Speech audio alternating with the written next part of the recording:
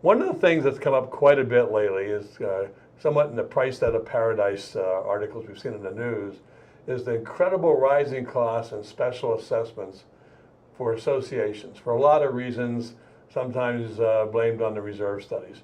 So I invited a very good friend of mine, Dana Bergeman from the Bergeman Project Group, who spent a lot of time fixing aging buildings. So I want to welcome Dana to the show. Thank you, Richard. Pleasure to be here. Tell us about your company, what your mission is, what kind of work you do, so people understand your background. Sure. Bergeman Project Group is a consulting firm. We do project management and consulting work, specializing in AOAO projects. So we do almost entirely retrofit work on AOAO projects. We do a little bit of other stuff from time to time, but our real core competency and the real backbone of my firm is helping AOAOs with their capital improvement projects. And you're licensed, I assume you have engineers or architects. What kind of people do you have on staff? We have construction managers, architects, engineers, and the like. So we've all seen in the news, newspapers, Civil Beat, all these different press about priced out of paradise and associations and huge assessments, and which creates problems for homeowners because someone has to pay for the improvement. What's happened? Well, there's a couple things going on. One, these buildings are getting older. You know, you have to look back at Hawaii's history, and the lion's share of the condo buildings were built in the 60s and 70s. And just like people, as buildings age, they have more needs and need more maintenance, and they have they need greater care, just like people do. So that's one component of it. The other component of it is cost. And the construction market, as everyone knows, has been extremely busy. I would say arguably particularly on the repair side, given the aging structures that we're dealing with here in Hawaii. And the combination of structures getting older and needing more care combined with rapidly rising construction costs has created a real problem. Tell us some of the examples of buildings problems you've encountered, and the general type of problems you have. So, we see all kinds of different things on the various properties that we work on. Some of the larger things that we're seeing that are problematic these days, some of them people are familiar with, like concrete spall repair. That's something that's been around for a long time that most people know a lot about. We're seeing in some cases buildings have put it off and the problems have gotten very severe. And then there's other things that are coming up that in some senses people didn't foresee or are happening prematurely. Examples would be the windows needing to be replaced in a high-rise, or railings. Arguably, the biggest problem that we are faced with here in Hawaii is the drain, waste, and vent piping. That is a problem that most reserve studies, 5 years ago didn't have that as a line item. And today, as a community and as an industry, we know that there's a severe problem with waste piping in Hawaii. And so is there a useful life of waste piping, or is it going to vary by project, but based on maybe some environmental or use or whatever? Or? That's a really interesting question. Let me phrase it this way. Different parts of the country see different problems. Here in Hawaii, here at home, we have a major problem with cast iron, with the drain, waste, vent piping. If you go to other parts of the country, they have different problems. So if you go, for example, to Florida or to the Northeast, they have the exact reverse problem. They have problems with their supply lines that supply fresh water to the units, but they're not having trouble with their waste lines. So it does tend to be regional based on geographic conditions and environmental conditions. Here at home, the biggest thing that we're dealing with right now is that cast iron failure. A lot of this comes down to major capital improvement items that either were significantly underfunded in reserve studies or just simply were missing. So, referencing back to a couple of the examples that I gave, with concrete spall repair, you typically see that in reserve studies. It's not something that's uncommon. It's fairly common, and so you do see it, but often it's woefully underfunded. You look at something like the waste piping, or perhaps another example that we're just starting to see is fire alarms, where you see fire alarms are completely missing from reserve studies, and they have to be replaced as they age and fail.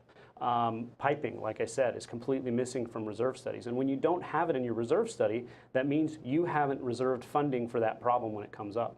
I think probably one of the common issues, the declaration of a condominium defines who's responsible for what. That's correct. And so oftentimes, like the supply line for water within the apartment itself is the owner's responsibility, where there's going to be I don't know the exact word, but a major supply line to the apartment, which is the association's responsibility. And so But how you put that in reserve and what you think through what you should put in has to be carefully thought through. That's absolutely correct, and I would say navigating the intricacies of how declarations were put together decades ago can be really problematic, because what we as man and as a society have said on paper, and who owns what, may not necessarily coincide exactly with the way buildings function or with the way Mother Nature works. So as an example, we'll stick with the two things I've been talking about with concrete spall repair. You know, maybe you say anything outside the railing is the association's responsibility, but inside the railing is the homeowner's responsibility. But the way corrosion works and spall repair works, it's not going to magically, Mother Nature's not going to magically stop at the railing line and say, oh, I'm going to stop corroding here. With piping, same thing. You know, delineating who is responsible for what can often be very difficult, because sometimes lines service an individual unit and sometimes they service multiple units. And so it can be a tricky thing to unravel. It is very specific from building to building as to what each component, who is responsible for each component. So one thing I would say to the associations or board members and owners that may be listening is, especially board members, is please consult with your attorney.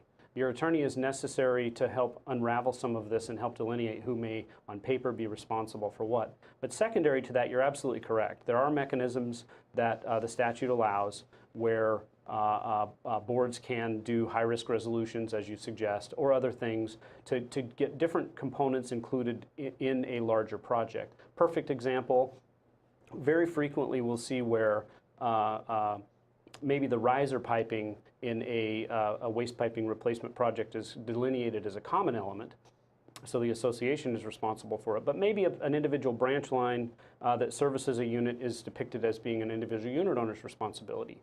The problem is that all of that pipe was put in at the same time and it's of the same vintage. And you have to cut open the walls to get to all of that pipe at the same time and in the same location. So from not only a point of just simple logic, but also from a point of being financially prudent and good stewards of associations' funds, it actually makes more sense to go ahead and replace all of those components while you're there, rather than saying, well, we're only going to do the stuff that's the responsibility of the association, patch the walls back up, put the cabinets back in place, and if you have to tear it all apart later on, well, that's your problem. It doesn't necessarily benefit the owner, nor does it benefit the association. Now, do you see a difference in aging with the piping, the wastewater piping, between the horizontal and the vertical lines? I mean, is it theoretically possible that the vertical lines, because of gravity, is much less corroded than the horizontal lines, which are the waste lines that feed into the sewer system, probably? It's possible. Different buildings have different conditions, but I would not say that it's uniform. Some buildings have more problems with the laterals. Some buildings have more problems with the risers. But universally, we see problems with both.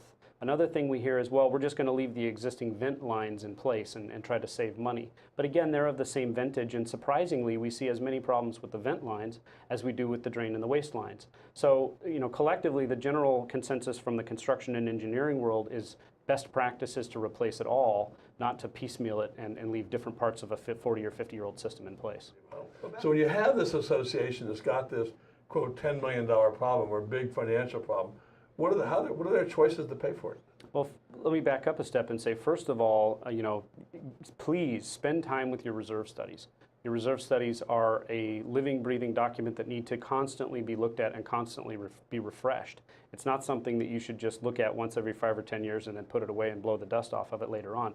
It really needs to be integral to an association's day-to-day and month-to-month planning. But what do they do if they don't have the funding in reserve because it hasn't been planned for? Basically, you're left with two possibilities. Essentially, they can either do an assessment or they can take out a loan.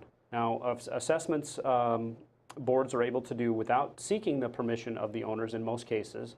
There are some exceptions, and they would need to get legal advice from their attorney for that. However, loans, of course, require the approval of the ownership in order to take them out. Most buildings, it's 50% plus one vote. Some buildings, it's a majority. Some buildings, it's 75%. It does vary from building to building. The most common things that we see that are missing from a reserve study, number one, hands down, is all your piping components. You just don't see them, especially the drain, waste, and vent piping. Okay. So back to the money again. So yes. We now have a reserve study. It's adequate. We've had our surprise conditions come up. we need to have $5 million.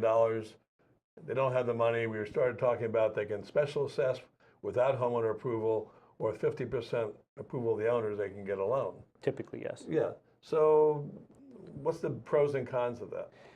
It's a great question. You know, one of the things that we wrestle with in trying to help homeowners associations is trying to make the cost palatable and affordable. And you know, some people, it's amazing. Even in buildings that you may not think this may be the case, you'll have buildings where somebody just wants to write a check for their portion of a major repair. Let's just take an extreme example and say it's $50,000 or $60,000. There's some people in the building that are going to want to write a check, and other people that would put them into bankruptcy. So the major differences are this: with an assessment, typically the owners have to come up with their share, whether that's $1,000 or $50,000, whatever the amount happens to be for the scope that particular association is embarking upon. They have to come up with that funding on their own in a certain amount of time and provide that back for their share of the project. And if they aren't able to do that, that presents a real dilemma. Often people that fall into that category that would have a major problem with that scenario are kupuna, retirees, people on fixed incomes, and so that's not a great option for them.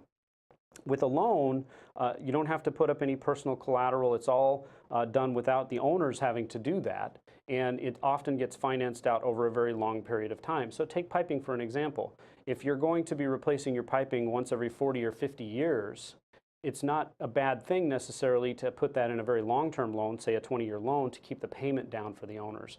So loans are most often the best choice because it makes it more palatable for the people that cannot afford to write a check out. But it also, depending on the association, gives people that can write a check out the option to do so, lowering the overall loan payment for the association. So it does vary from association to association, and they should check with their property manager and their attorney on the Right. specifics for their particular building. But you're exactly correct. The most palatable and the most sensitive way to go about these major capital improvements so that you're giving everybody a fighting chance is to take out these loans. You actually cued something else in my mind, which is an important point. With an assessment, if you wanted to sell your unit, that assessment has to be cleared either prior to sale or as part of the transaction, correct? Right. Whereas with a loan, you just pay your share, and if you sell your unit next year or 5 years from now, your portion of the loan payment just passes to the next owner. So that's an important consideration too. What I do see out there affecting sales and affecting values is buildings that are intentionally kind of burying their head in the sand, rather, if you pardon the expression, and just kind of ignoring the problems. These problems are only going to get worse, and the longer you wait, the more it's going to cost. And because we're at the end of the show, what's your final recommendations to boards and owners? Owners, get involved with your board. Ask questions. Be participatory. To boards, I would say spend a lot of time with that reserve study and fund it, because that's the path to financial stability. Well, thank you for being on the show today. My pleasure. We are